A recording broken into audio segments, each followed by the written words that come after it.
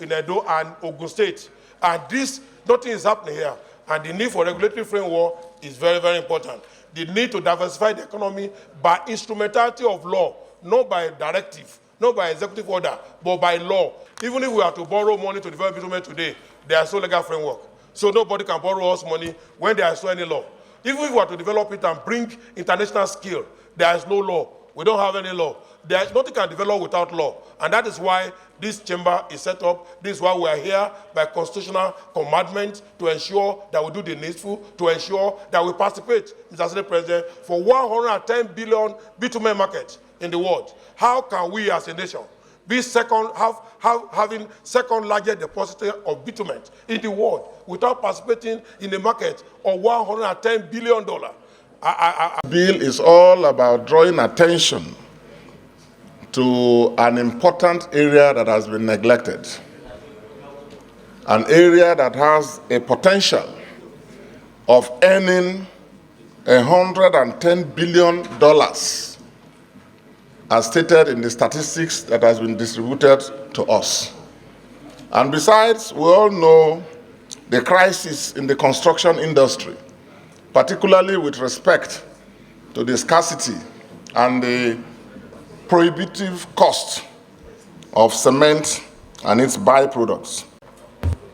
Bitumen is critical not only to the road network, but to the economic growth of Nigeria. Mr. President, I want to also say that there's need to diversify this economy. And the argument that we are establishing too many commissions may not be considered critical at this point, because we cannot just say because we don't want to create commissions, therefore critical areas should not be looked into.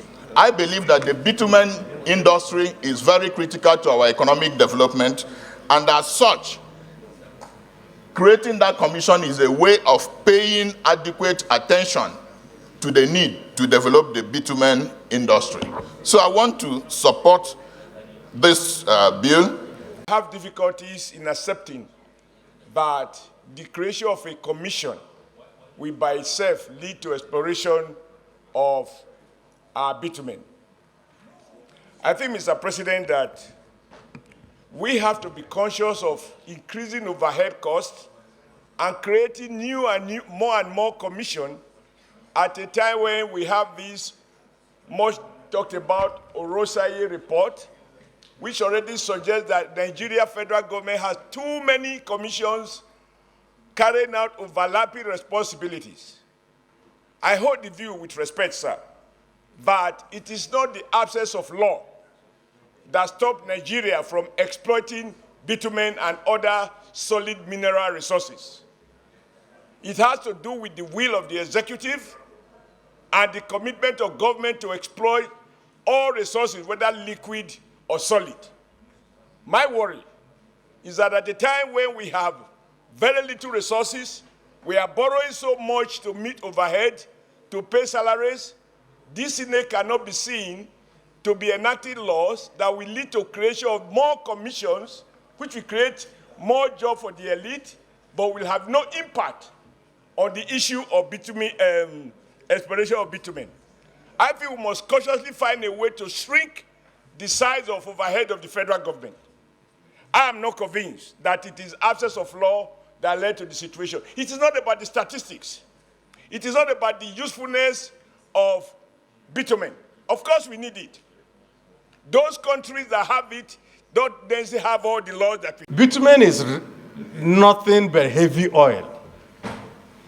Therefore, I do not think that it is outside the remit of the Petroleum Act for us to create another institution just because of bitumen. It's nothing but heavy oil. It's part of petroleum, which means that all we need to do is to recognize it within our laws and then exploit it in the manner that exploitation is done of all our petroleum resources. Having read this bill for the second time, It is now referred to the Committee on Solid Minerals to report back to this Senate in 2 weeks.